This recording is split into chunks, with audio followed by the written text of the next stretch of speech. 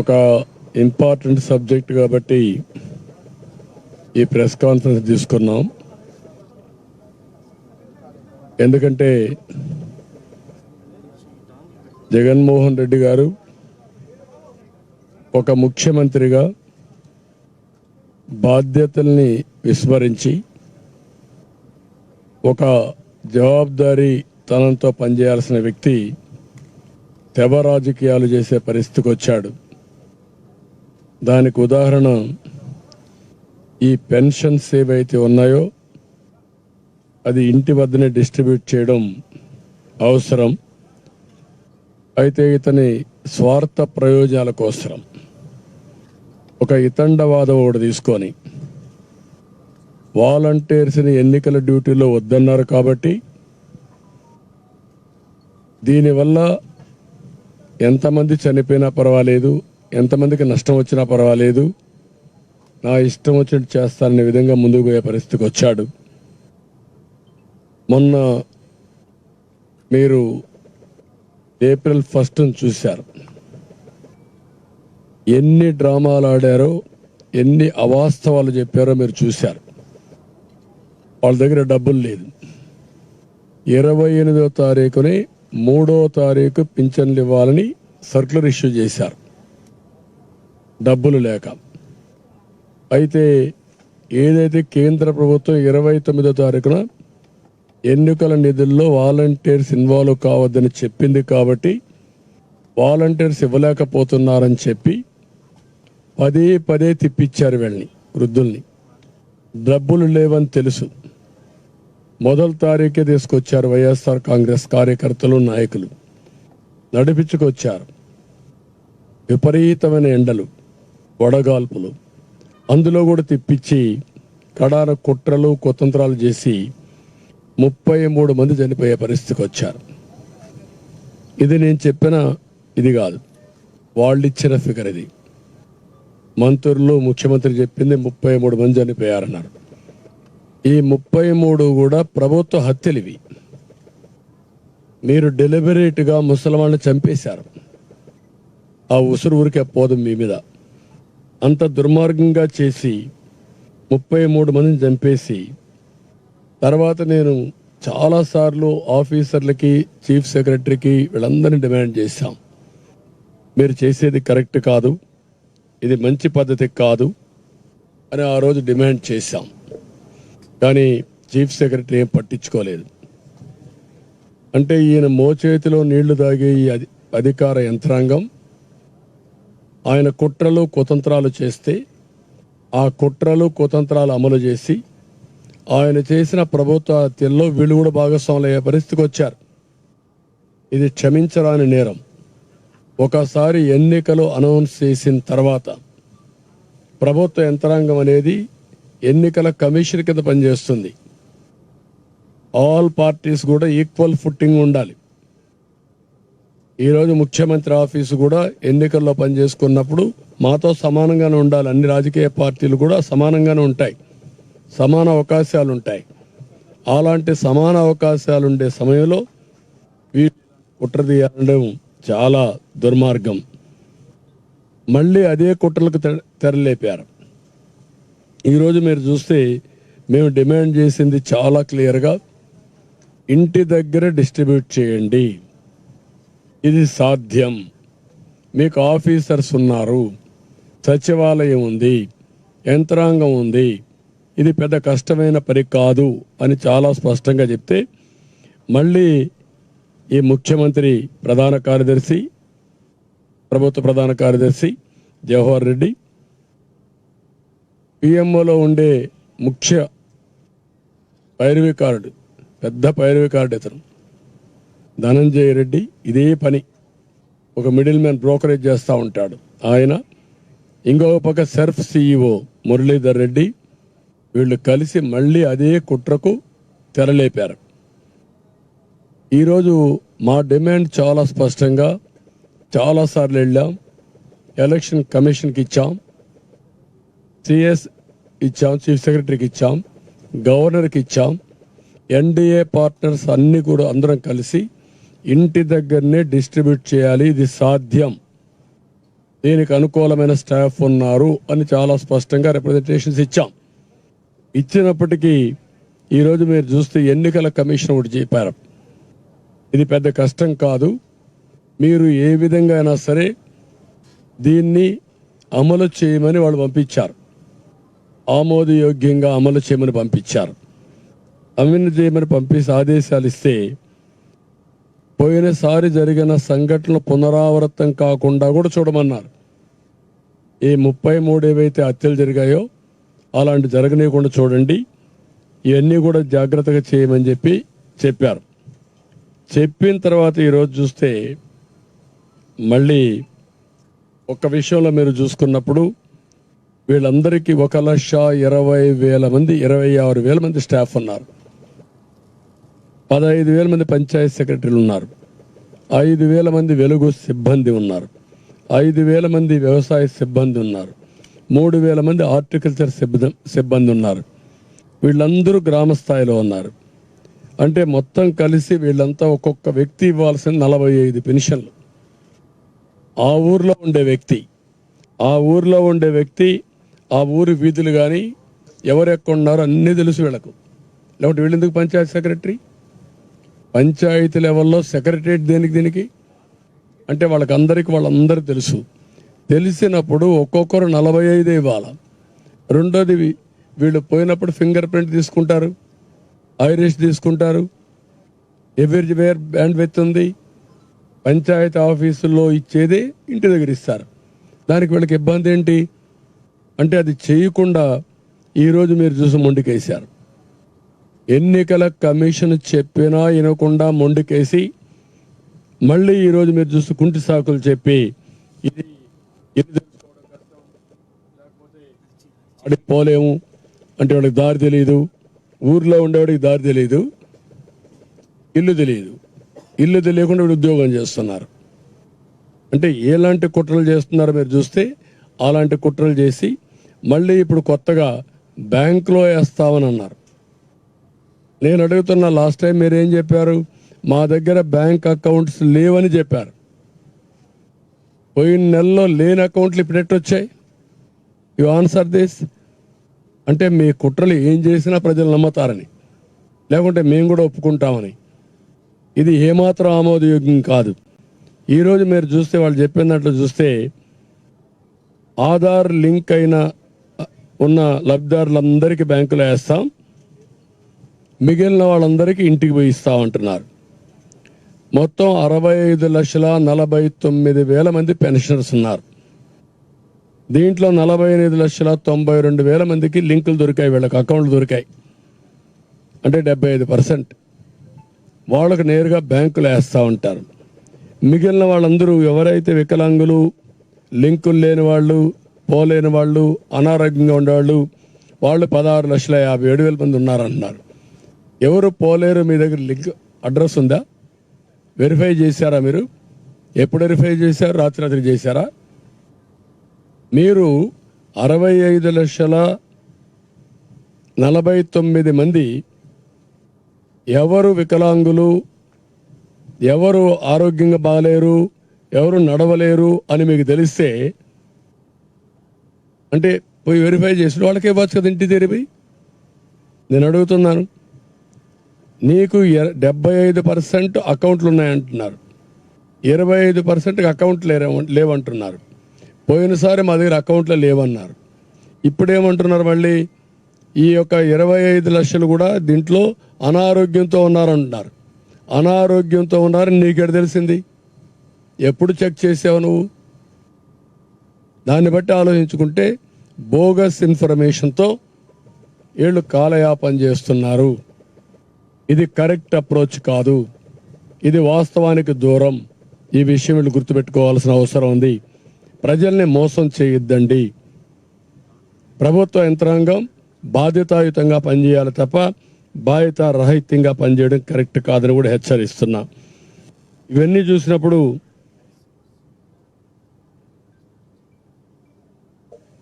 దీనివల్ల చాలామంది అకౌంట్ వేస్తాం, ముసలి వాళ్ళకి అకౌంట్ వేసిన తర్వాత బ్యాంకులో పడిందా లేదా తెలుసుకోవాలి కదా. ఎవరు చెప్పాలి వీళ్ళకు? దానికి ఇప్పుడు అందరూ సెల్ ఫోన్లో చూసుకుంటారా ముసలి వాళ్ళందరూ? ఆ శక్తి ఉందా? అంటే మీరు ఎన్ని డ్రామాలంటే మళ్ళా వీళ్ళ ఆ బ్యాంక్కి వెళ్ళాలి. అంటే నిన్న సచివాలయం చుట్టూరు తిప్పించారు, ఇప్పుడు బ్యాంకుల చుట్టూరు తిప్పిస్తారు. ఒక విషయాన్ని ఎంత కాంప్లికేట్ చేస్తున్నారంటే, ఏ విధంగా ప్రజల జీవితాలతో ఆడుకుంటున్నారంటే, ఇంత మునుపు 2 కిలోమీటర్లు 3 కిలోమీటర్లు వచ్చేవాడిని, ఇప్పుడు బ్యాంక్ అయితే 5 కిలోమీటర్లు ఉంటుంది.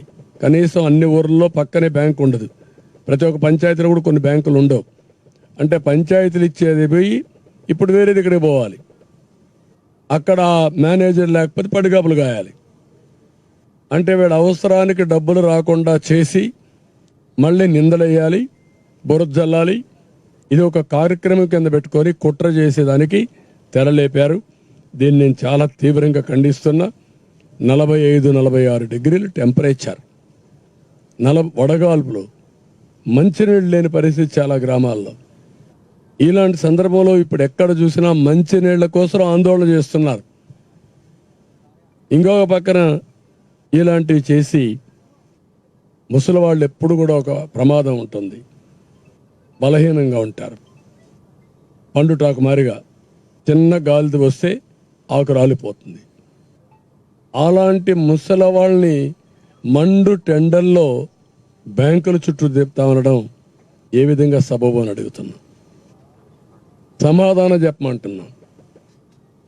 అంటే ఇదేనా మీకు స్ఫూర్తిని అడుగుతున్నా. ఇదేనా కేంద్ర ప్రభుత్వం ఎన్నికల కమిషన్ ఇచ్చిన ఆర్డర్స్ అని అడుగుతున్నా. ఇబ్బంది లేకుండా పాత సిస్టమ్ ప్రకారమే వాలంటీర్స్ కాకుండా మిగిలిన వాళ్ళ దగ్గర మీరు పెన్షన్లు డిస్ట్రిబ్యూట్ చేయండి అని చెప్పారు. అది ఇవ్వడానికి ఇన్ని నాటకాలు ఏంటి? ఇన్ని నాటకాలు చెప్పి ఈరోజు వాళ్ళ దగ్గర అకౌంట్ వివరాలు ఉండవు.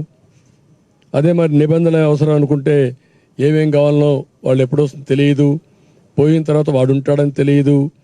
ఈ విధంగా అనేక కారణాలతో మళ్ళీ వీళ్ళందరినీ ఇబ్బంది పెట్టే పరిస్థితికి వచ్చారు. ఇది చాలా దుర్మార్గం. ఇది నేను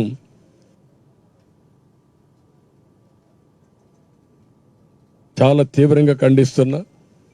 ఇప్పుడు మీరు చూస్తే 41,230 మంది సచివాలయ సిబ్బంది ఉన్నారు, బిఎల్ఓలుగా పనిచేస్తున్నారు. వాళ్ళకి డ్యూటీ ఏంటంటే ఇప్పుడు స్లిప్పులు ఇవ్వడమే కదా. స్లిప్పులు ఇవ్వడానికి ఎంత సమయం కావాలి? ఎప్పుడు ఇస్తారు స్లిప్పులు? మొదటి తారీఖు నుంచి స్లిప్పులు ఇస్తూనే ఉంటారా? ఎన్నికల ముందు ఒక రోజు పోయి స్లిప్ ఇస్తారు. ఇప్పుడు ఈ ఎక్సర్సైజ్ కూడా నీకు ఉపయోగపడుతుంది. స్లిప్పులు ఇవ్వడానికి ఏ ఇల్లు ఎక్కడుందో చెక్ చేసుకుంటావు. ప్రీ రిహార్సల్స్, పెన్షన్లు ఇచ్చావు, ఒక రోజంతా ఊరంతా తిరిగావు, అందరికి ఇచ్చారు, ఎవరు ఎక్కడున్నారో చూస్తారు. రేపు డిస్ట్రిబ్యూషన్ ఆఫ్ స్లిప్పులు కూడా చాలా ఈజీ అయిపోతుంది. అట్లా కాకుండా వీళ్ళు ఇప్పటి నుంచి స్లిప్పులు ఇస్తున్నారు కాబట్టి, వాళ్ళకి సమయం లేదు కాబట్టి వాళ్ళు పెన్షన్లు డిస్ట్రిబ్యూట్ చేయలేము అని ఎక్స్క్యూజ్ తీసుకోవడం చాలా దుర్మార్గమైన పని. ఇది చాలా దారుణం. 13వ తారీఖున జరిగే ఎన్నికలకి మొదటి తారీఖు నుంచి స్లిప్పులు ఇస్తారంట. ఎవడు నేర్పిస్తారు అడ్మినిస్ట్రేషన్? నేను కూడా 14 ఏళ్ళు ముఖ్యమంత్రిగా చేశాను, నా కింద కూడా పనిచేశారు మీరంతా. ఆ రోజు ఎట్లా చేశారు మీరు? పరిగెత్తిచ్చాం మిమ్మల్ని, సమర్థవంతంగా పనిచేశారు. ఇప్పుడు మొండికేశారు మీరు. ప్రజలకు సేవ చేయడానికి కాకుండా మీరు ఏదైతే ఒక లాయల్టీస్ ప్రజలకు ఉండాల్సిన మీరు, ప్రజలు డబ్బులు తినే మీరు, ప్రజల కోసం పనిచేస్తామని ప్రమాణం చేసి ఐఏఎస్ పాస్ అయిన మీరు, ఒక వ్యక్తి ప్రయోజనాల కోసం, ఒక పార్టీ ప్రయోజనాల కోసం పనిచేయడం తప్పు. దీన్ని నేను చాలా తీవ్రంగా ఖండిస్తున్నా, గర్హిస్తున్నా. అందుకే మేము చాలాసార్లు చెప్పాం, ఈ అధికారుల వల్ల నష్టం వస్తుంది. అలాంటి టెయింటెడ్ ఆఫీసర్స్ అంతా ప్రజాస్వామ్యానికే ప్రమాదం. అలాంటి వాళ్ళు ఎన్నికల డ్యూటీలు కూడా ఉండడానికి అర్హులు కాదు. రేపు పెన్షన్లు డిస్ట్రిబ్యూట్ చేయలేని మీ అసమర్థత ఎన్నికలు నిర్వహిస్తారంటే మీరు? నేను అడుగుతున్న స్ట్రైట్ క్వశ్చన్. ఇక్కడేం గొడవలు లేవు, ఇంటింటికి పోయి ఇచ్చే పని. రేపు 3-4 రాజకీయ పార్టీలు ఉంటారు, రౌడీలు ఉంటారు, శైర్ విహారం చేస్తారు, బూత్ క్యాప్చరింగ్ చేస్తారు. ఓటర్లకు ఏం రక్షణ ఇస్తారు, ఏ విధంగా ప్రొటెక్షన్ ఇస్తారు మీరు? You answer this. అందుకే ఇలాంటి యంత్రాంగం వల్ల ప్రమాదం. ఎన్నికల కమిషన్ కూడా అప్రమత్తంగా ఉండాలి. ప్రజాస్వామ్యయుతంగా ఎన్నికలు జరగాలి.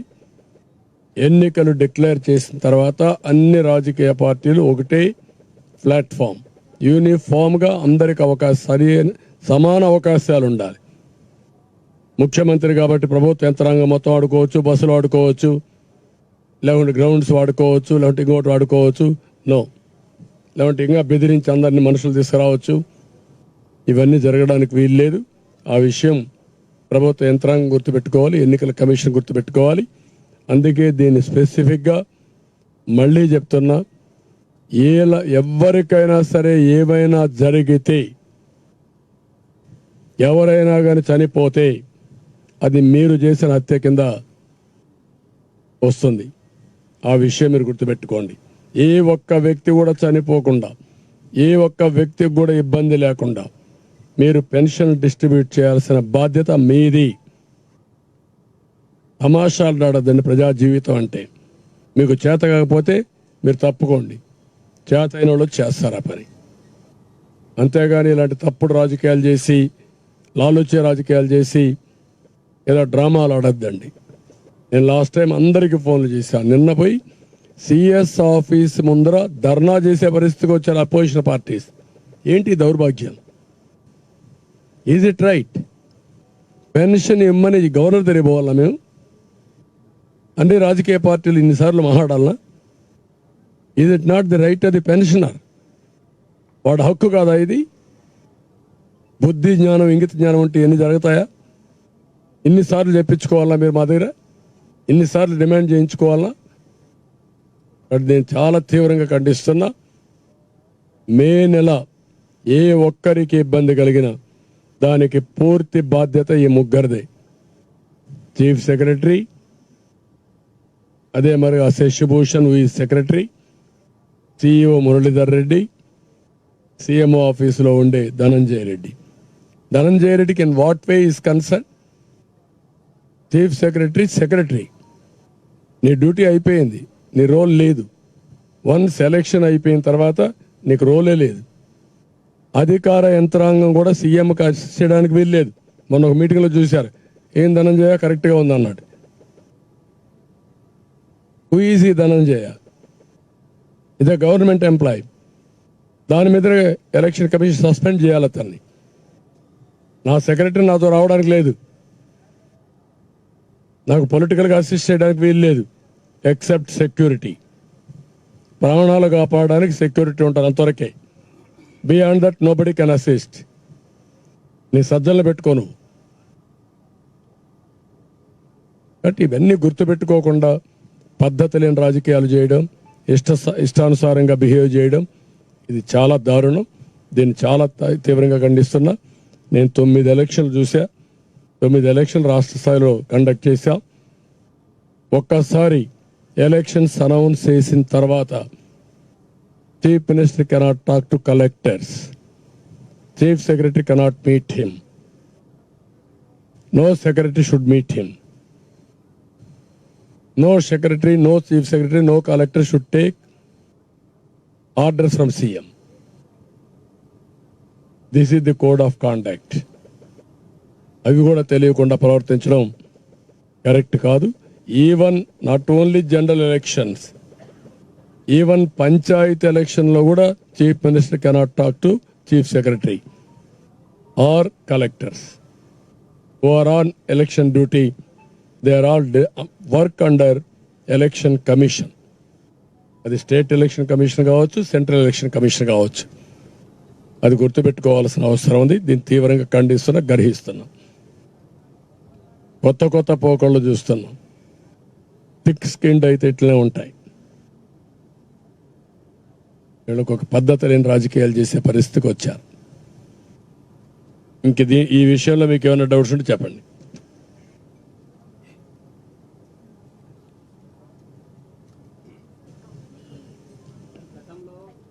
సూపర్ 6 అనేటటువంటి పథకాలను తీసుకొచ్చింది. ఇటీవల వైసీపీ కూడా మేనిఫెస్టోను రిలీజ్ చేయడం జరిగింది. అయితే గతంలో మీరు పెట్టినటువంటి సూపర్ 6ని మా మేనిఫెస్టోనే కాపీ చేసిందని వైసీపీ ఆరోపిస్తుంది. మీరేమంటారు? నేను మాట్లాడినది ఇప్పుడు ముందు ఇది అయిపోను, పెన్షన్లు అయిపోను, నువ్వు డైవర్ట్ చేస్తున్నా.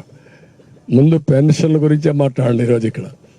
లేకపోతే ఎన్ని నేను మీటింగ్లో చెప్తున్నా, ప్రజలు కూడా నీకు నాకంటే తెలివైన, నువ్వు కూడా తెలివైన వాడివి. ఒకసారి చెక్ చేసుకో, మా సూపర్ 6 ఏంటి, ఆయనది ఏంటో, ఆయన ఎలక్షన్ మేనిఫెస్టో ఏంటో, మా ఎలక్షన్ మేనిఫెస్టో ఏంటో. అయిపోయింది ఆయన పని. ముందే రాజీనామా చేసి పారిపోతున్నాడు. నిన్న చేసింది రాజీనామానే. దాని గురించి నేను తర్వాత మాట్లాడతాం, పబ్లిక్ మీటింగ్లో మాట్లాడతాం.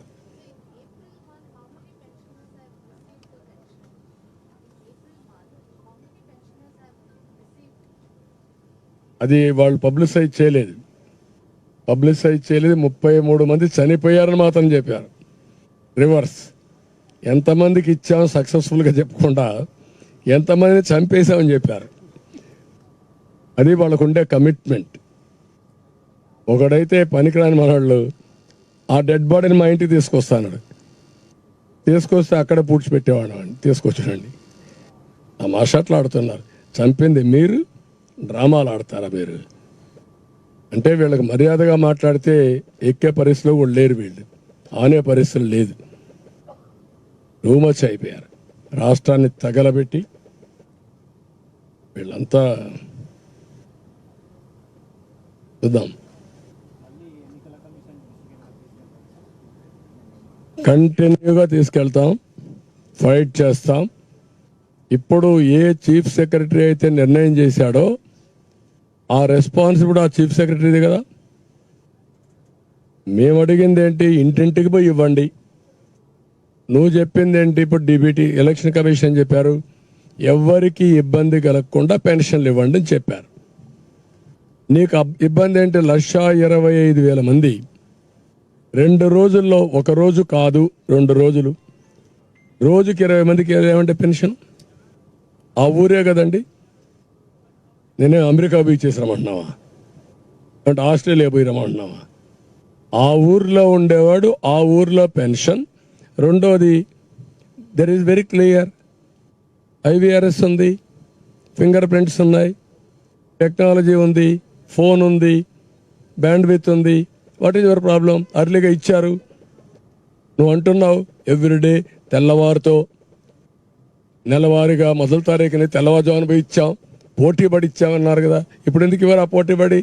అంటే ఇప్పుడు ఇవ్వకూడదు అంటే మొండికేసింది మొండెద్దు. ఇప్పుడు పొలవాల ముళ్ళు కర్త పొడిసిన లాభం లేదు, ఇప్పుడు వదిలించుకోవాలి మొండెద్దుని, స్లాటర్ హౌస్ పంపించాలి. అది వీళ్ళు చేసే ఏదో పనులు. 10 లక్షల రూపాయలు వాళ్ళకి ఎక్స్గ్రేషియా ఇవ్వాలి. అన్నీ కూడా పోలీస్ ఈ యొక్క ప్రభుత్వ హత్యల కింద కేసులు బుక్ చేయాలి. Chief minister, CS is responsible. వీళ్ళిద్దరి పైన కేసులు బుక్ చేయాలి. ఆ 33 మందికి ఒక్కొక్కరికి 10 లక్షల రూపాయలు ప్రభుత్వం ఆర్థిక సహాయం కూడా ఇవ్వాలి, ఎక్స్గ్రేషియా ఇవ్వాలి ఆ కుటుంబానికి. అడ్డుకోవడం ఏంటి? నిన్ను ఇమ్మంటే నువ్వు మొండెద్దు, నిన్ను కొడుతున్నావు, ముళ్ళు కర్రతో పొడుస్తున్నావు, ఇంక వదిలించుకుంటావు. ఎవడే వద్దన్నాడు నిన్ను? బుద్ధి జ్ఞానం ఉందా నీకు? మొన్నటి చెప్పా కదా, నేను ఇచ్చా అన్నావు కదా. ఇప్పుడు మీ యంత్రాంగం ఉంది కదా, ప్రభుత్వం అంటే ఏది యంత్రాంగం? ఏం వాలంటీర్సే యంత్రాంగమా? వాళ్ళు కూడా వాళ్ళ జీవితాలు నాశనం చేశాడు. 70,000 మందిని రాజీనామాలు చేయించాడు. ఎవడండి నీకు చెప్పడానికి? మళ్ళా నువ్వు వస్తే నీకు మళ్ళా వాలంటీర్లు అంటే ఆయన ఎలక్షన్ మేము 10,000 ఇస్తాను అది చెప్పలా. మళ్ళా వస్తానే వాళ్ళందరూ నియమిస్తాడంట, ఎందుకు ఊడిగిం చేయడానికి. గతంలో వాలంటీర్లు ఇచ్చిన పెన్షన్లు పంపిణీ చేసినారు. మొన్న పోయిన మంత్లోనే ఉద్యోగస్తులు పంపిణీ చేస్తారు, స్పీడప్ చేసినారు, 2 రోజుల్లో పనిచేసినారు. ఇప్పుడు కాదు, సెక్రటరియట్లు ఇచ్చారు. ఆ సెక్రటరియట్లో డబ్బులు లేకుండా పెట్టి ఉదయం రమ్మనడం, మధ్యాహ్నం వరకు పెట్టడం, సాయంత్రం పొమ్మనడం, మళ్ళీ నెక్స్ట్ డే రమ్మనడం, అట్లా 3 రోజులు తిప్పి పాపం వడగాలు వచ్చి కొంతమంది చనిపోయారు. చనిపోయిన వాళ్ళని కూడా మళ్ళీ వీళ్ళ కథ మీకు తెలుసు కదా, 33 మందిని లెక్కేశారు. ఎవరికి తెలియదు ఈ లెక్క, వీళ్ళకే తెలుసు.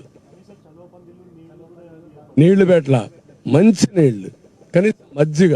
వేరే రాజకీయ పార్టీలు చేశాయి, వీళ్ళు చంపడానికి తీసుకొచ్చారు, మేము కాపాడడానికి నీళ్ళు ఇచ్చాం, భోజనం పెట్టాం, మజ్జిగ ఇచ్చాం, అయినా కూడా ఇంత నెంబర్ ఎక్కువ 65 లక్షల మంది ఇంత దారుణంగా చేయడం ఏంటి?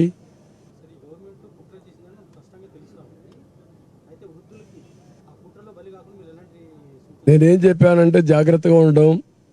నేను ఏప్రిల్ నుంచే వీళ్ళ ట్రాప్లో పడకూడదనే ఉద్దేశంతో 4,000 రూపాయలు పెన్షన్ ఏప్రిల్ నుంచి ఇస్తాను.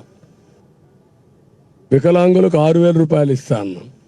ఎప్పటి నుంచి? ఏప్రిల్ నుంచి. మేము వచ్చే జూన్ 4వ తారీఖున, జూలై నుంచి ఇవ్వాలి. కానీ బకాయిలు కూడా ఇస్తానని చెప్పి చాలా స్పష్టంగా చెప్పావు. నెంబర్ 1. నెంబర్ 2, నువ్వేం చెప్పావు? 2028కి 250 రూపాయలు, 2029కి మళ్ళీ ఒక 250 రూపాయలు, 3 నెలలు నువ్వు ఉండేది. ఏప్రిల్లో ఎన్నికలు, ఏప్రిల్ ఎన్నికలు అయితే ఎన్ని నెలలు ఉంది? 3 నెలలు. ఇది మోసం కదా? మేము ఈ ఏప్రిల్ నుంచి ఇస్తానన్నావు, నువ్వు 2028-29. ఇది వృద్ధులను నువ్వు మోసం చేసే విధానం, ఇది వృద్ధులను ఆదుకునే విధానం.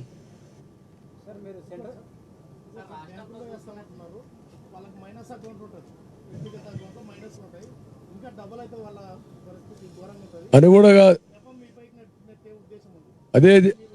అదే నేను చెప్పేది, అది కూడా కుట్రే. వాళ్ళ దాంట్లో డబ్బులు వేస్తారు, వాడికి వేరే ఇబ్బందులు ఉంటాయి, ఎక్కడ అప్పు చేసి ఉంటాడు, అట్లా కట్ చేసేస్తారు. దానికి అదే కుట్ర. ఇప్పుడు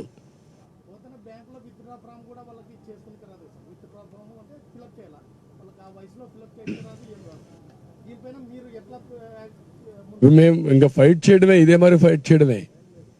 టైం కూడా లేదు, ఫైట్ చేయడం తప్ప వేరే మార్గాలు లేవు కదా. అందరూ అర్థం చేసుకుంటారు ఇప్పుడు ఈయన కుట్రలన్నీ, చీ కొడతారు. మొన్న కూడా పోయేసి ఒక డెడ్ బాడీని తీసుకొస్తారు, తిట్టారు పట్టుకుని, బుద్ధి ఉందా మీకు అని. చీ కొట్టే పరిస్థితికి వచ్చారు. అదే జరుగుతుంది. ఇతని కుట్రలన్నీ ఇట్లనే ఉంటాయి. బాబాయిని గొడ్డలతో లేపేసినట్లు ముసలి వాళ్ళని కూడా పెన్షన్లు ఇవ్వకుండా తిప్పి తిప్పి చంపేస్తున్నాడు. శవ రాజకీయాలు అలవాటు అయిపోయి, నిన్నే చూశారు గులకరాయి రాజకీయం చూశారు కదా. నేను కనపడింది మీకేమైనా గులకరాయి? దెబ్బ కనపడలా, రాయి కనపడలా. ఇప్పుడు కొత్తగా ఏది తీసుకొస్తారు, హత్యా ప్రయత్నం చేస్తారంటే ఎవరో. అంటే లేనిది ఒకసారి మాట్లాడేసి దాన్ని పట్టుకుని ఊగులాడుతూ ఉండడం, అందరూ మాట్లాడడం. ఒక ఫ్యాన్సీ అయిపోయింది రాజకీయం అంటే. ఇంతవరకు ఎప్పుడు చూడనటువంటి దరిద్రం రాజకీయాలు తయారైపోయినాయి రాష్ట్రంలో.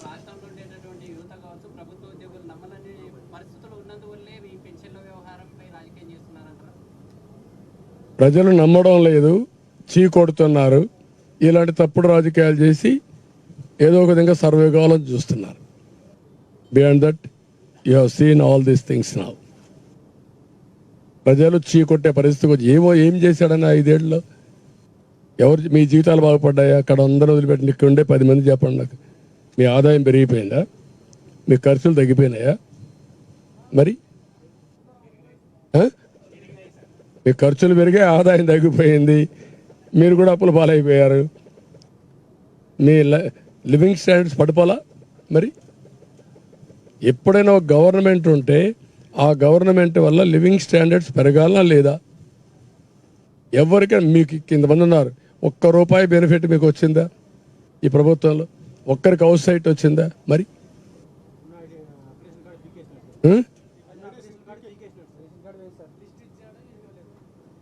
అక్రిడేషన్ కార్డులు కూడా తీసేశాడు.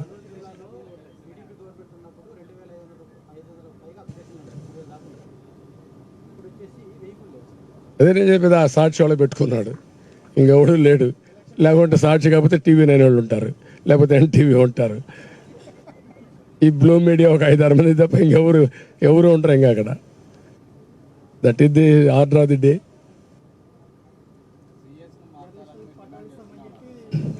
చేస్తానే ఉంటాం, ఎన్నికలు అయ్యే వరకు ఫైట్ చేస్తూనే ఉంటాం.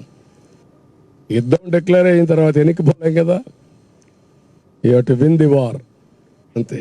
కురుక్షేత్రంలో వెళ్ళి ఓడించాలి, కౌరవ వధ జరగాలి, ధర్మాన్ని కాపాడాలి, ప్రజాస్వామ్యాన్ని కాపాడుకోవాలి. Will do it. Thank you.